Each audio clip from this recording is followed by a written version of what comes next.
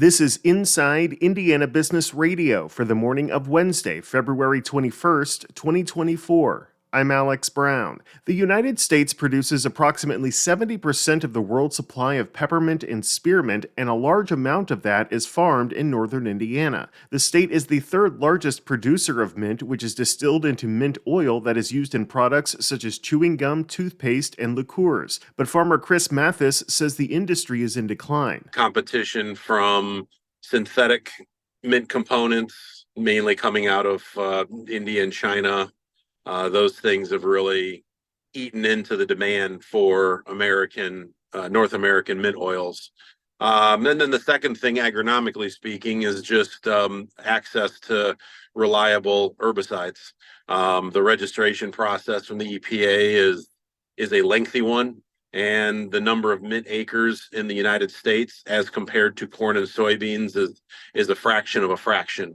So there isn't a whole lot of research and development into anything that's specific to mint. Experts say rising input prices caused by the pandemic, combined with stagnant mint oil prices, are also contributing to the decrease in mint acreage in Indiana. So in tourism, the Convention and Tourism Bureau for Clark and Floyd counties will cut the ribbon on its new visitor center in downtown Jeffersonville this afternoon. The move seeks to increase the Bureau's visibility and capture more foot traffic.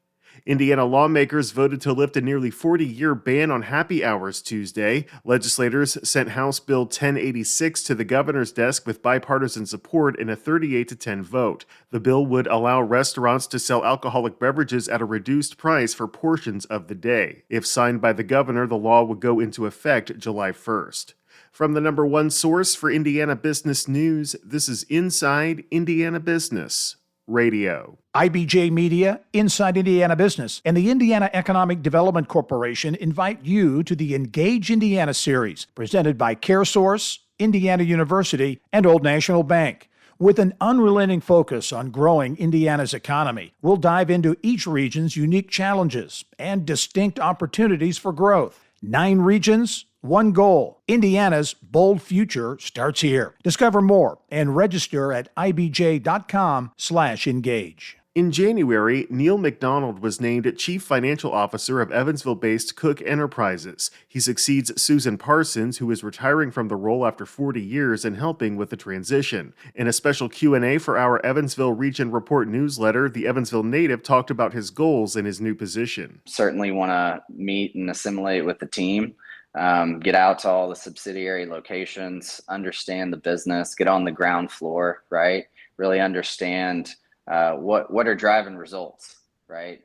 We're not driving results sitting in the office. It's the folks out at all the sites and the facilities that are making things happen, right? So I want to understand the business, and obviously download from Susan, who's been in seat for 40 years, right? And download as much of the history that I possibly can, right? She's been an instrumental part of the growth and the success of this business.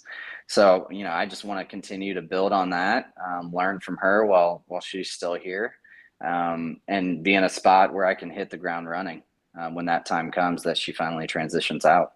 Long-term goals, again, I think it's aligned with the strategic vision of the family and the company, to help them achieve sustainable growth over the long haul. So, whether that be through acquisitions or organic growth, my job is to continue to put us in a position to win, and to put resources in place to where our existing teams or new teams that may be acquired have the best chances of succeeding and winning.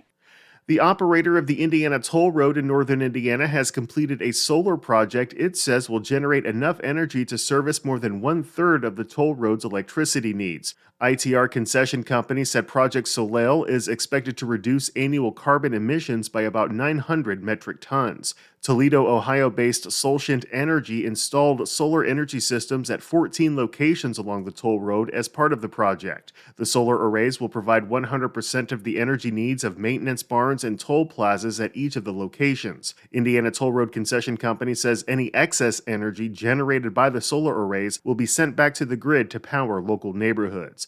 Details of the financial investment in the project were not provided.